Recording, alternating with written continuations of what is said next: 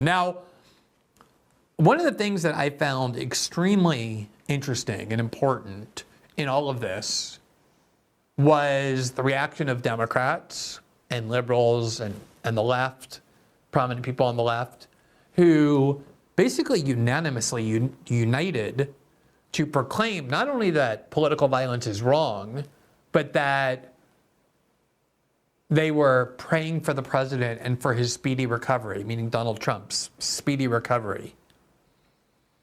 Joe Biden said that, Kamala Harris said that, Chuck Schumer said that. Here is Alexandria Ocasio-Cortez, one of the leaders of the Trump is Hitler faction of the Democratic Party, who on the day of the attempted assassination on Saturday, said the following, quote, "There is no place for political violence, including the horrific incident we just witnessed in Pennsylvania.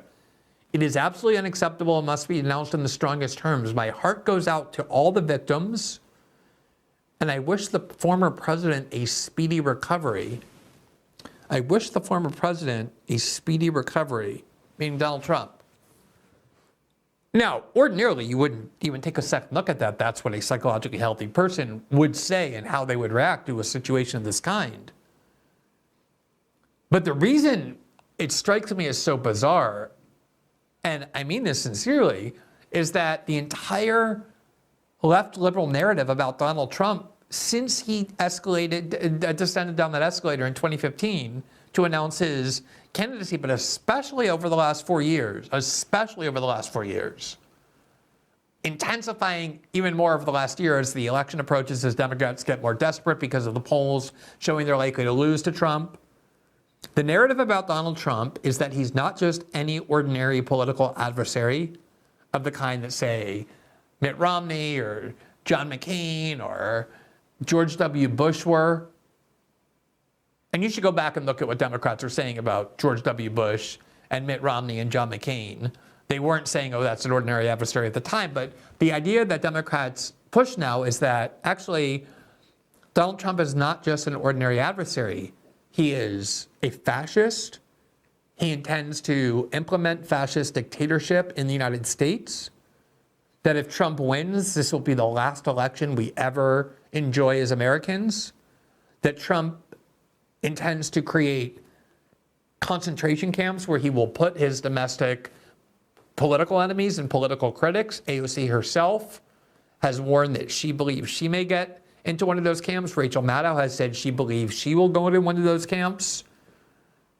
Joe Scarborough has implied or alluded to the same thing. Joy Behar on The View, when she had Rachel Maddow on, said she thinks she may go to that camp or that Trump may just take The View off the air entirely.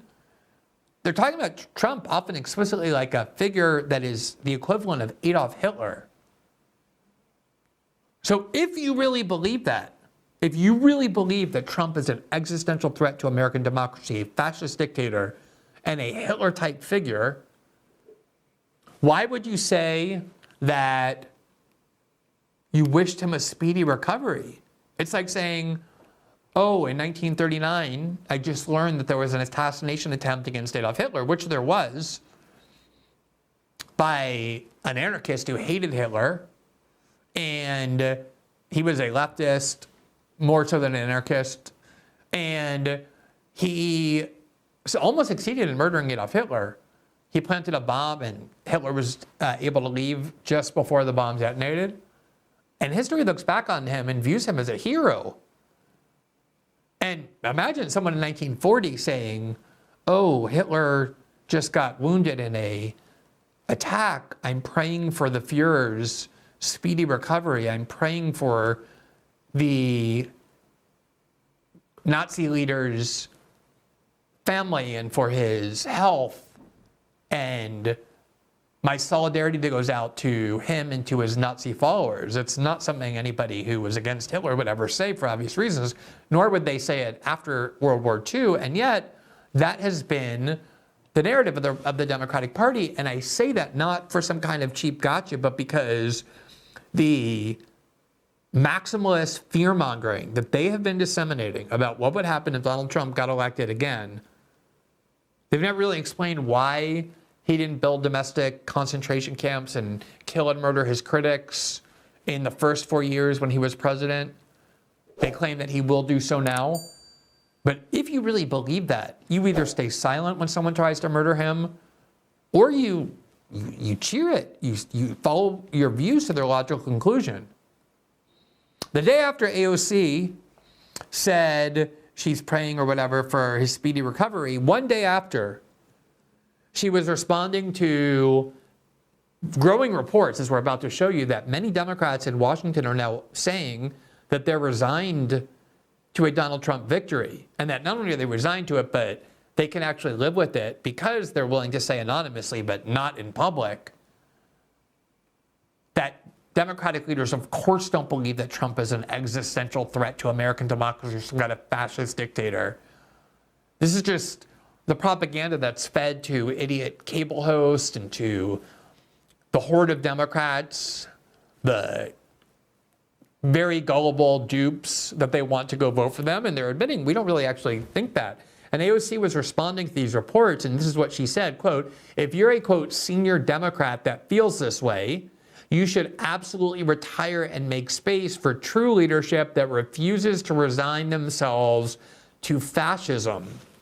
So it's not even one day later, 24 hours later, that she's accusing Donald Trump and his movement of trying to impose fascism in the United States. So if you actually believe that, why a day earlier were you saying, I'm praying for or hoping for his speedy recovery? That really makes no sense. If you really believe that that's true about Donald Trump and what you're saying he's planning on doing, that he doesn't just have bad policies or bad ideologies, that he's actually going to bring fascist dictatorship and a Hitlerian approach to the United States, that he will end American democracy, of course you're not going to say, oh, my heart goes out to the former president.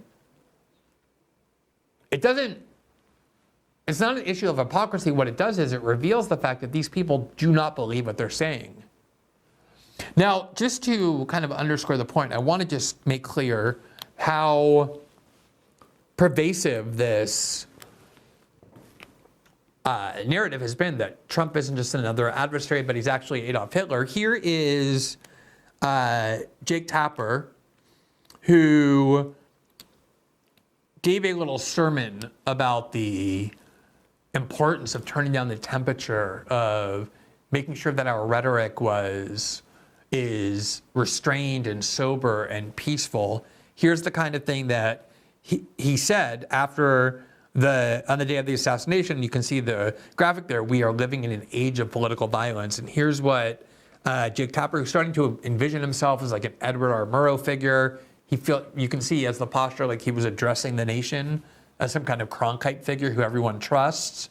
And he was here to urge us to tone down the political rhetoric. Listen to what he said. Including CNN in 2018. Last year, the U.S. Department of Homeland Security warned of a high threat of violence from radicalized individuals, lone offenders, or small group attacks that occur with little warning, and said that the 2024 election cycle will be, quote, a key event for possible violence. Officials, voters, and elections-related personnel and infrastructure, including polling places, ballot drop box locations, voter registration sites, campaign events, political party offices, and vote counting sites, unquote. There is something troubling the American soul right now. Too many Americans see those with whom they disagree as the enemy, to be shunned, to be banned, to be ostracized, to be threatened with violence, or even to have that violence carried out. Okay, so the problem that we face as a nation, says Jake Tapper, is that there are too many people who see their political adversaries as their enemy, as someone to be denounced and condemned and regarded as evil. Those are such beautiful words. I feel so inspired. I feel more peaceful hearing Jake Tapper say that. The problem is that Jake Tapper has been calling Trump or comparing Trump or equating Trump to Adolf Hitler and to the Nazi movement for many years. This is what surfaced when Jake Tapper was chosen to moderate the first presidential debate. And here is Jack Prosovich, who created a kind of compilation of just some of the times when that very same Jake Tapper, who was sermonizing the public about the evils and dangers of demonizing our political enemies. All the times that this neutral, objective, nonpartisan journalist went on to CNN airwaves, thankfully nobody was listening because it's CNN, but still, and he repeatedly and in many different contexts suggested that Trump was the equivalent of Adolf Hitler. The dehumanizing rhetoric of Adolf Hitler is once again alive and well on a national political stage. This time, of course, in the United States. Donald Trump, a couple times over the weekend, referred to immigrants from South America, Africa, and Asia. He did not mention Europe. South America, Africa, and Asia as, quote, poisoning the blood of our country, which it's not hyperbole. That does very directly echo Adolf Hitler's language before World War II. If you were to open up a copy of Hitler's Mein Kampf, you would find the Nazi leader describing the mixing of non-Germans with Germans as poisoning. There's really no other way to say it. Donald Trump's language mirrors this directly. All right, so if you spend years going on the air and suggesting that the former president and the current frontrunner for the presidency, representing a party that is the opposite of your own, is the equivalent of Adolf Hitler, don't come with a sermon after that person that you've been claiming is Adolf Hitler ends up being the target of assassination, telling people that their fault, the great evil of others in the United States, is that they use reckless rhetoric and treat their political opponents not as adversaries to be argued with or debated with or defeated at the ballot box with, but as people who should be demonized, as people who are pure evil. Just last week, the liberal outlet The New Republic published a cover story, and on that cover, there you see Donald Trump compared in every single conceivable way to Adolf Hitler, including, as you may not be able to see, but right there is the Hitler mustache. And then this here is the font that was used by the Nazi Party and much of their propaganda. And it's called American Fascism, what it would look like. And they convened a panel of some of the world's most renowned and respected scholars on fascism, such as Brian Stelter and Jason Stanley and a bunch of other Democratic operatives. And obviously the whole point of this is to suggest that Donald Trump is the equivalent of Adolf Hitler.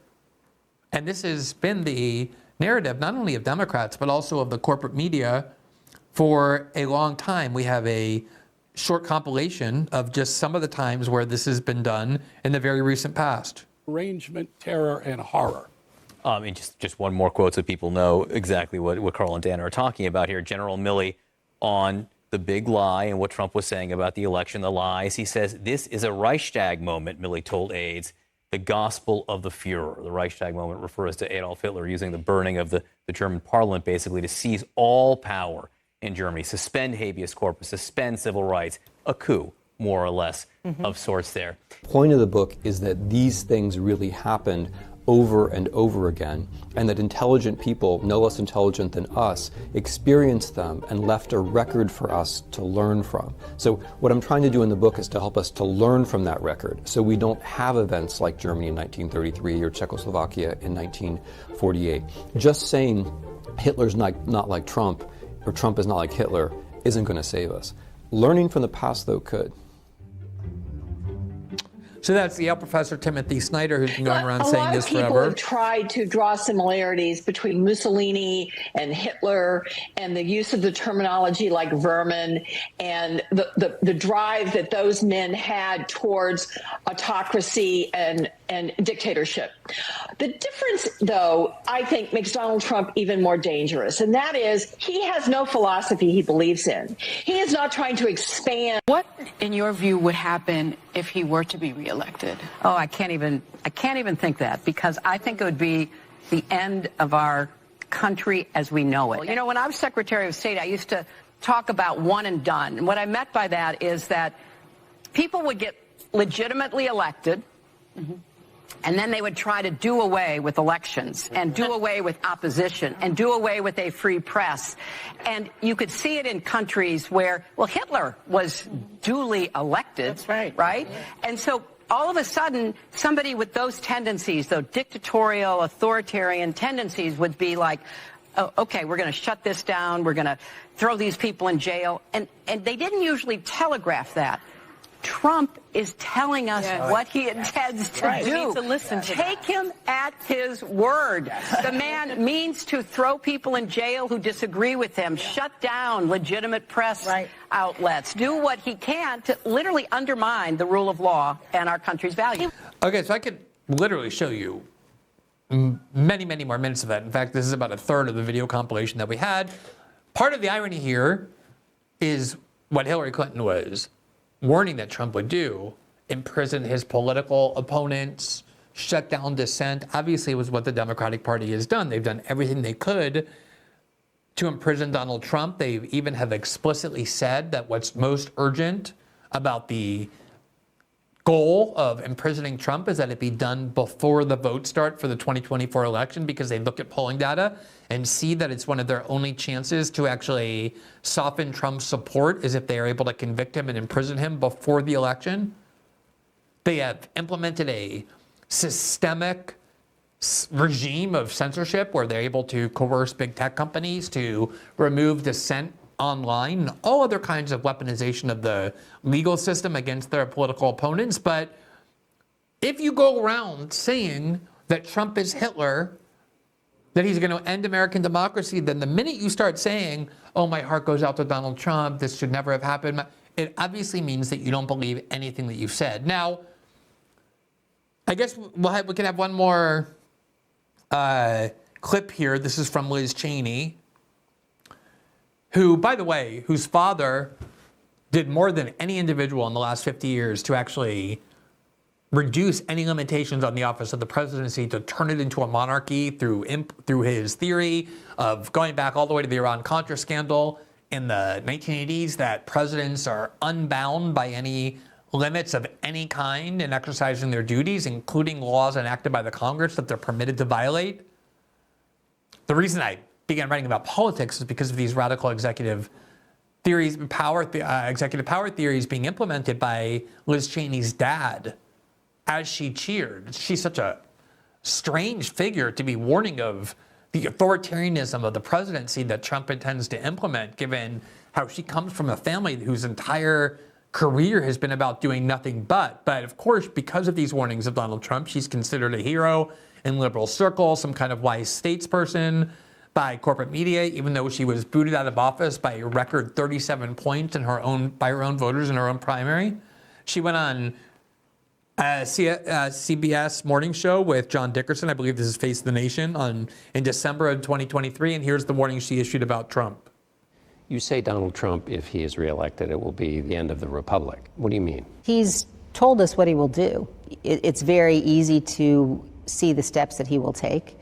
People who say, well, if he's elected, it's not that dangerous because we have all of these checks and balances, don't fully understand the extent to which the Republicans in Congress today have been co-opted. One of the things that we see happening today is a sort of a sleepwalking into dictatorship in the United States. Now, I just want to say one thing, that I am not a person who has ever liked or believed in this attempt to suggest that when somebody goes and carries out violence against a political figure or anyone else, that we should blame whoever we say expressed ideas that might have inspired the attacker, the violent shooter, to go and do it.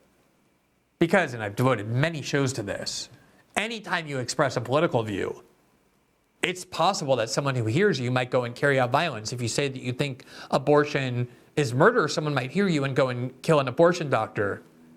If you say you think the CIA is evil and abuses its power against American citizens, or the NSA is spying on us illegally, someone might go attack the CIA and the NSA. Any political view that you ever express might end up actually inspiring people to go and carry out violence. So I don't think that the fact that Democrats have been running around accusing Trump of being Hitler means they're responsible for the assassination attempt. I don't like that theory when it's used against the right, as it always is, and I don't like it when it's used to support the right. But the reality is that this is the theory that Democrats and liberals have been perpetrating for a long time. They constantly blame their political enemies, conservatives, for being responsible for and even having blood on their hand whenever some maniac goes and kills a bunch of people. I actually wrote about exactly this in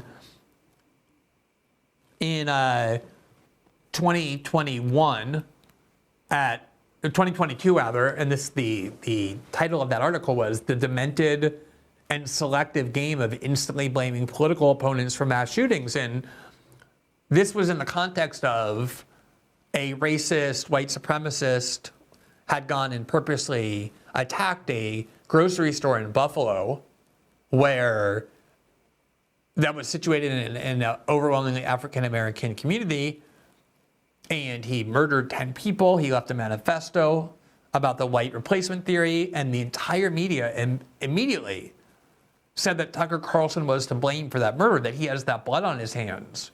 In fact, so much so that anytime Twitter discussed it, as you see there, the name Tucker Carlson was trending with that Buffalo attack. There was really an overwhelming effort to blame Tucker Carlson for that attack, claiming that his rhetoric against non-white people, which, by the way, doesn't exist. Tucker Carlson has never railed against non-white Americans. He believes that all Americans, regardless of race, have the same rights, and believes that uncontrolled immigration is a threat to Americans of all races, especially the working class of all races. So it was a false attempt to characterize his views, but even if it were the case that he was saying those things, that still wouldn't make him morally or ethically or legally responsible for people who hear him and go and carry out violence in his name, since he himself is not advocating violence. Obviously, I said the same thing about Donald Trump's speech on January 6th, when actually not only did he not encourage people to use violence, he explicitly said march down to the Capitol and peacefully protest. One of the most bizarre cases was when the Arizona Congresswoman Gabrielle Giffords was shot and almost killed in the head by a person who turned out not even to be politically motivated, but basically who was just an insane person.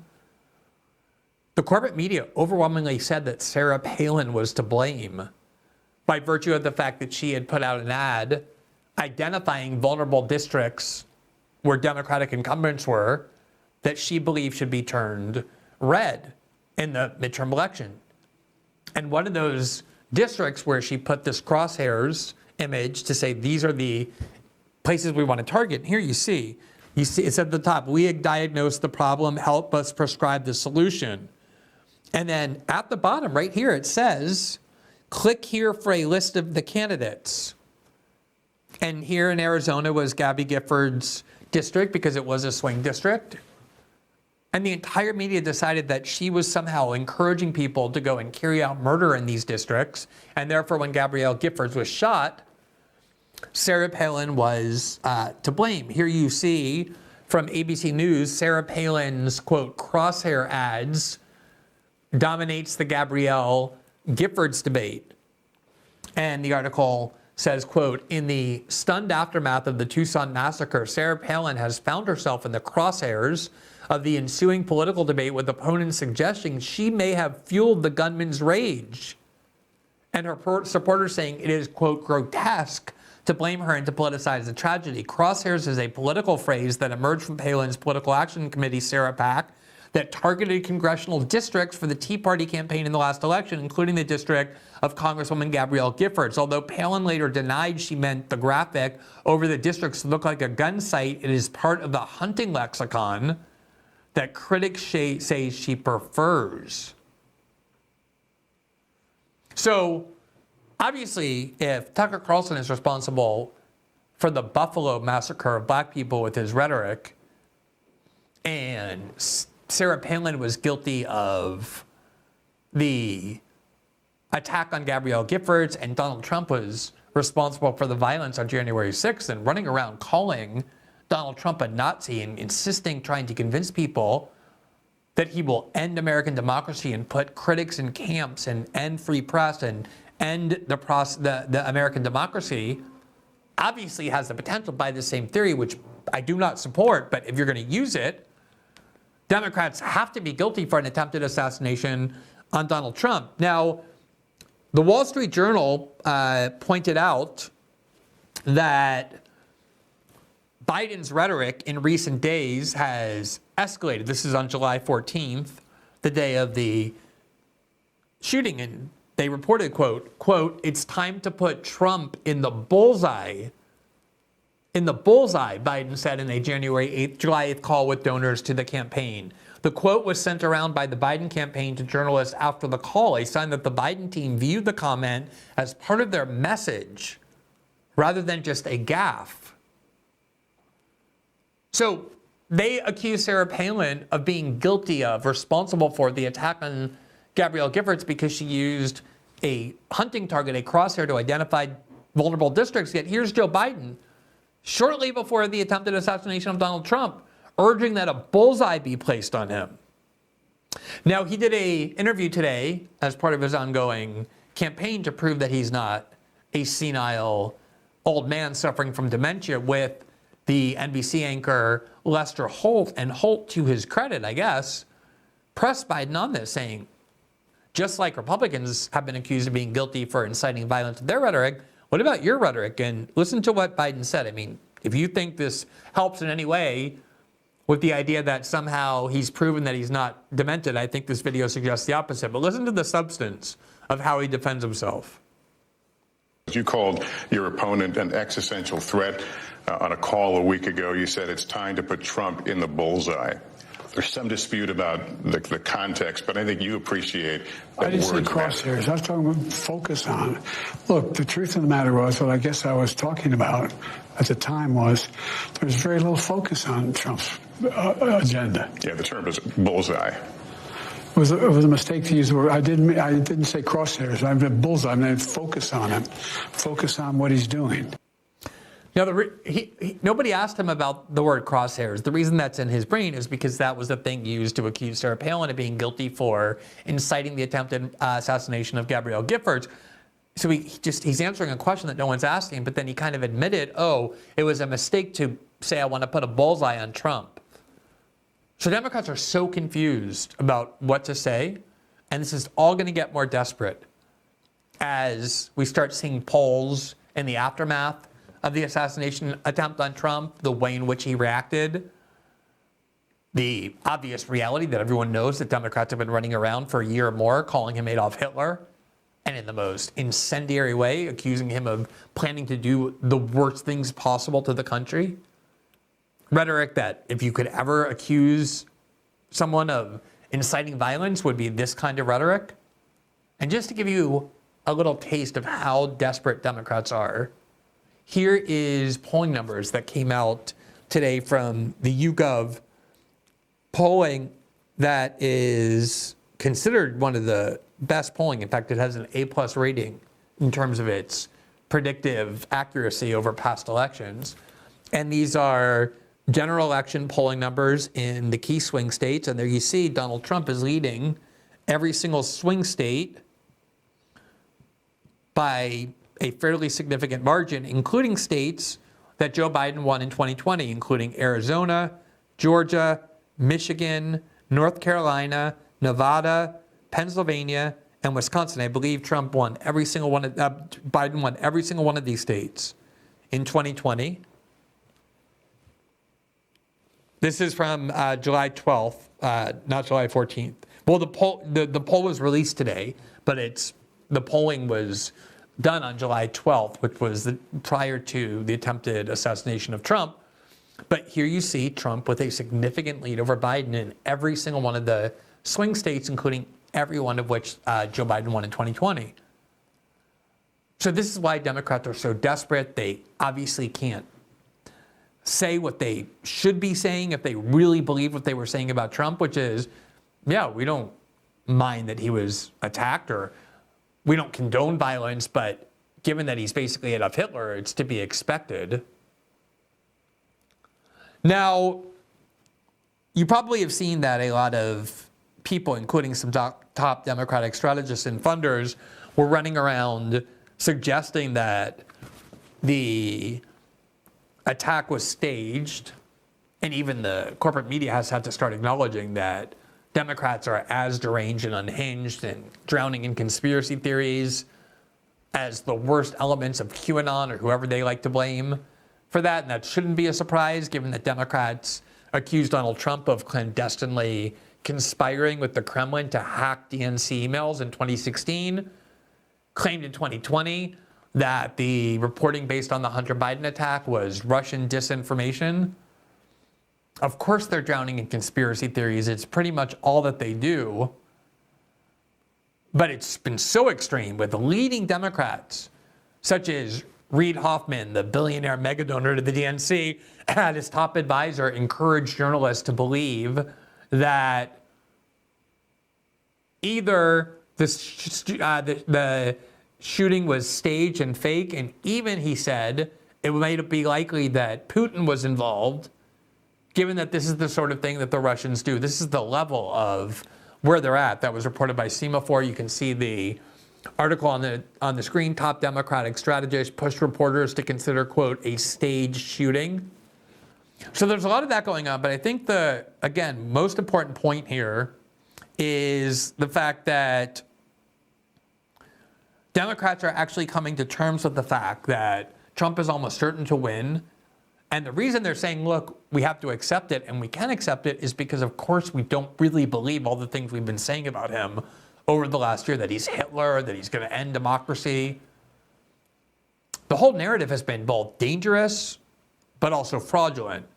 Just a desperate attempt to know that they can only try and win the election, not by defending Joe Biden or exciting people about Joe Biden, but scaring people into believing that Trump, who was just the president from 2016 to 2020, is actually a Hitlerian fascist. Here from Axios on July 14th, which was yesterday, the Trump rally shooting upends the Democrats' Biden crisis. Quote, a senior House Democrat suggested the post-shooting atmosphere in the party is too, quote, chaotic for internal battles over leadership. Most lawmakers who spoke to Axios said it is too early to say whether the cessation intentions will last until the DNC next month, but the second senior House Democrat offered one reason for why it might. Quote, we've all resigned ourselves to a Trump presidency. So they're basically saying that we've given up on the attempt to oust Joe Biden, even though all polls show he's highly likely to lose, and that was before the attempted assassination. And they're starting to say we've resigned ourselves to it. You wouldn't resign yourself to it if you really believe Trump is Adolf Hitler. But of course, Democrats are now admitting that they don't really believe that at all. Here in the Bangor Daily News, Congressman Jared Golden, the Democratic from Maine, writing in the Maine newspaper, on July 2nd, he wrote this. The headline there is, Donald Trump is going to win the election and democracy will be just fine. This was after the debate. This is what Congressman Golden said, quote, Biden's poor performance in the debate was not a surprise. It also didn't rattle me as it has others because the outcome of this election has been clear to me for months. While I don't plan to vote for him, Donald Trump is going to win, and I'm okay with that. And then he goes on to say that the idea that Trump is sort of grave threat to democracy is lunacy, that of course American democracy is going to be fine with Donald Trump as president, as it was the first time around. And there are a lot of Democrats apparently saying that in Washington.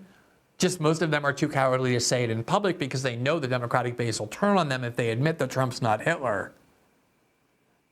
Here is a tweet from Tim Miller, who used to work for Jeb Bush, was a Republican operative, one of those people who converted into a never Trump fanatic and now is basically a Democratic Party propagandist. He spoke with Ezra Klein, the New York Times columnist, who's also a partisan loyalist. And he says, here's the galling exchange with Ezra Klein about his conversations with top Democrats who are resigned to Trump. And then here you see some of the things that Ezra Klein is saying, which he says, people are weighing this set of things. Like, it would be quite unpleasant for me personally to come out against the president, weighing what will happen if Donald Trump wins and saying in a reveal preference way, I can live with Donald Trump. And I've had people say that to me off the record. And then Tim Miller says, really? I mean, he's shocked. He lives in that never Trump world where Donald Trump is Hitler and is going to destroy American democracy. He's shocked the top Democrats are resigned to Hitler being elected come November and then inaugurated in January. And so he says, really? And then Ezra Klein says, I've had top Democrats say to me basically something like, I don't know why all these Democrats think Donald Trump is an existential threat to democracy and are acting the way they are. But the reason I'm acting the way I am, meaning being resigned to Trump's victory, is because I don't think that. And then Tim Miller gets very agitated, to put it mildly, very sad, very confused. And he says, who the F is that? Out your sources, Ezra. That's crazy. It's maddening. But that's the reality, is Democrats are finally realizing that they can't go around calling Trump Hitler any longer, that he's going to destroy American democracy, especially after this assassination attempt. It wasn't working in the polls. There's no way to get Joe Biden out, and so Democrats are now simply comfortable with the fact that Trump is almost certain to win. All of this lays bare the utterly fraudulent nature of the main narrative Democrats have been trying to push to scare the American population in a not normal way for politics, of fear-mongering is done, but to believe that they're about to be living under a Nazi dictator, literally, to the point where magazines and leading Democratic officials and pundits are constantly comparing Trump to Hitler. And yet, all of this, the fact that they're resigned to losing to him, that they know they can't really do anything to stop it, that they're praying for him and his speedy recovery, are all things that show you that, other than a few fanatics, the vast majority of Democratic leaders and obviously American voters do not remotely believe that, because they know that it's a fictitious fairy tale by an increasingly desperate political party eager to stay in power. Thanks for watching this clip from System Update, our live show that airs every Monday through Friday at 7 p.m. Eastern, exclusively on Rumble. You can catch the full nightly shows live or view the backlog of episodes for free on our Rumble page. You can also find full episodes the morning after they air across all major podcasting platforms, including Spotify and Apple. All the information you need is linked below. We hope to see you there.